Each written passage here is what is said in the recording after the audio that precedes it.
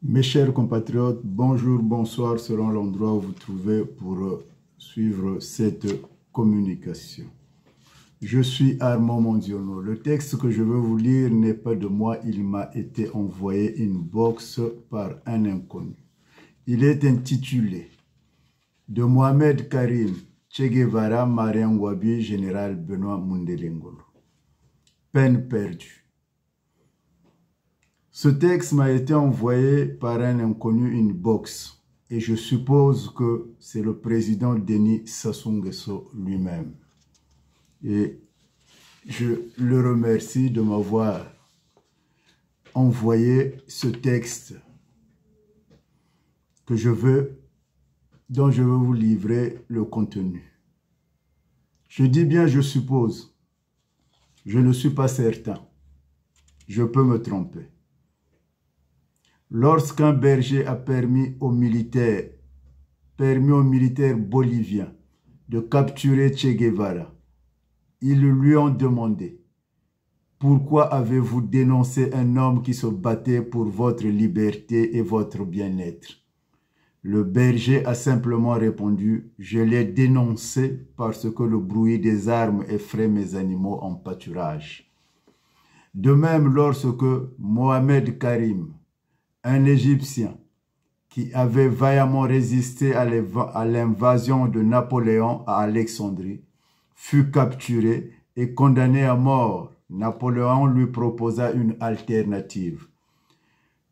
Je suis réticent à exécuter un homme aussi courageux, défenseur de sa patrie. Si tu paies une compensation de 10 000 pièces d'or pour mes soldats morts, je te rendrai ta liberté. Avec confiance, Mohamed Karim répondit, « Je n'ai pas cette somme sur moi, mais je dois plus de 100 000 pièces d'or aux commerçants d'Alexandrie. Ils paieront sûrement pour me sauver. » Enchaîné, il fut conduit au marché pour solliciter cette somme auprès des commerçants. Mais à sa grande stupeur, non seulement aucun d'entre eux ne l'aida, mais ils l'accusèrent d'avoir nui à leur commerce et mis en danger la prospérité de la ville. Face à cette trahison, Napoléon déclara « Je te condamne, pas pour avoir tué mes soldats, mais pour avoir défendu des gens lâches, plus préoccupés par leurs affaires que par leur liberté. » Moralité, ne sacrifiez jamais votre vie pour des gens naïfs et lâches qui ne comprennent pas la valeur de leur liberté et de leur souveraineté. Aussi, se révolter pour le compte d'un peuple ignorant revient à s'immoler par le feu pour éclairer le chemin à un aveugle. Mohamed Rachid Rida, théologien et savant syrien, 1865-1935. Il y a ceux qui naissent pour se sacrifier pour le plus grand nombre et qui doivent faire face à l'ingratitude de ceux pour qui ils se sacrifient.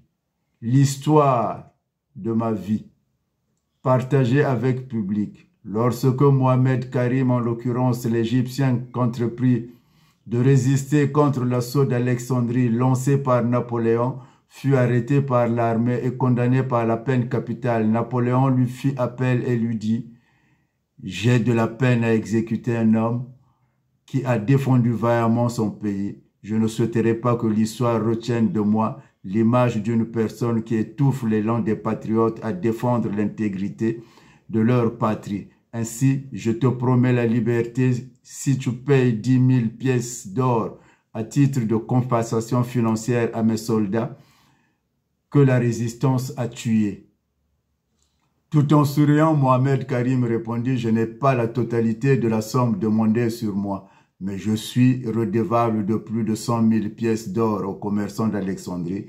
Ils paieront à coup sûr cette amende afin que j'aie la vie sauve. » Enchaîné, il fut conduit au marché d'Alexandrie pour le tour des comptoirs en quête de la somme dont dépendra sa liberté. Mais à sa grande surprise, aucun commerçant ne s'apitoya sur son sort. Pire, les indigènes l'accusèrent.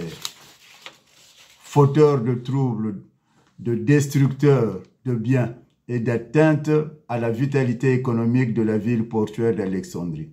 Napoléon, au vu de la renégation des siens, à son égard déclara « Je considérais que l'on mette la sentence de peine capitale en exécution parce que tu as tué mes soldats, mais pour avoir lutté pour des personnes lâches qui comptent plus sur leur commerce que sur leur intégrité. Se révolter pour le compte de personnes ignorantes et ou lâches revient à s'immoler par le feu pour éclairer le chemin à un aveugle. » Auteur, un inconnu. Ce courrier, je l'ai reçu sur mon mail. Alors, je dirais, je n'ai pas d'habitude de répondre aux inconnus, mais j'apporterai ma réponse dans mes prochaines publications. Puisque c'est un texte enrichissant qui vient peut-être me dissuader sur les convictions que j'ai. Et l'auteur a bien mentionné le nom du général Benoît Mundele Ngolo, de Mariam Wabi, qui sont des Congolais comme moi.